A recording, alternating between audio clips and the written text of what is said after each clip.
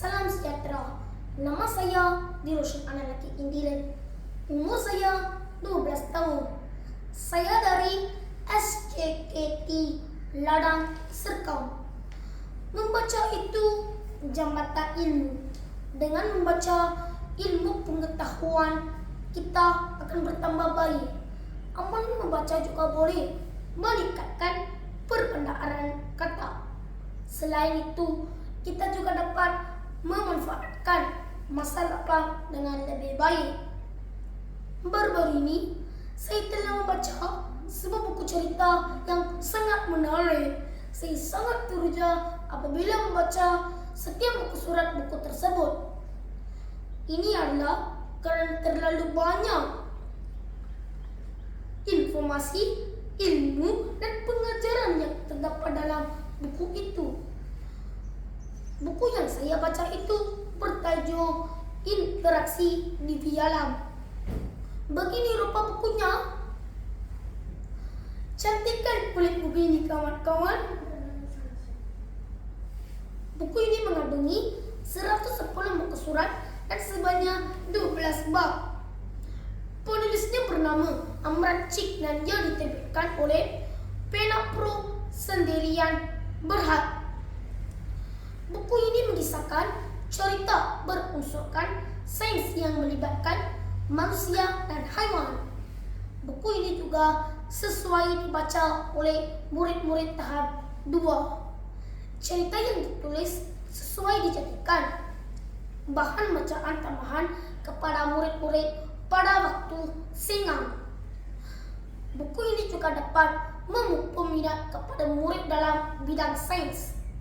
Ini kerana sains merupakan sebahagian daripada kehidupan seharian kita. Karya penulis juga memupuk minat murid-murid dalam penulisan kreatif.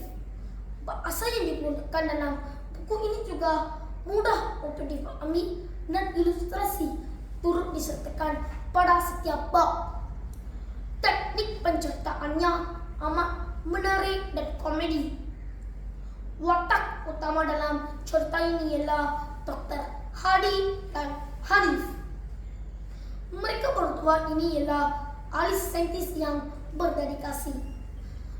Dua orang saintis ini sentiasa bersama dan bekerja bertukus lumus untuk mencipta sejenis ubat yang membolehkan mereka dapat berinteraksi dengan haiwan ini. Ini merupakan satu pencapaian yang terbaru dalam bidang perubatan.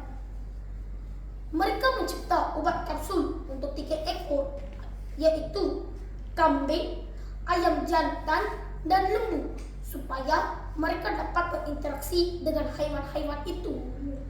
Ketiga-tiga haiwan ini diberi nama singkatan yaitu KAL.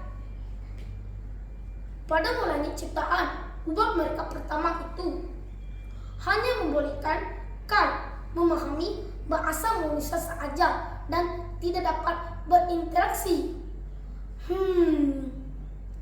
Dua orang saintis ini juga tidak berputus asa. Mereka berusaha lagi untuk mencipta ubat yang boleh membantu mereka dapat berinteraksi dengan KAL. Sepanjang penyelidikan ini, mereka telah menghadapi pelbagai cabaran dan dugaan semasa mencipta ubat itu. Pada akhirnya, mereka pun berjaya dalam ciptaan mereka. Impian mereka tercapai.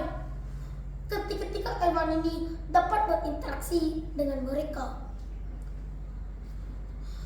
Pengajaran yang saya perolehi dari cerita ini ialah kita perlu sentiasa rajin berusaha untuk mencapai matlamat dan tidak mudah putus asa. Buku ini hanya memberikan saya inspirasi dan semangat untuk menjadi seorang ahli saintis yang berilmu dan berjaya pada masa akan datang. Sekian sahaja perkongsian dari saya tentang ulasan buku ini.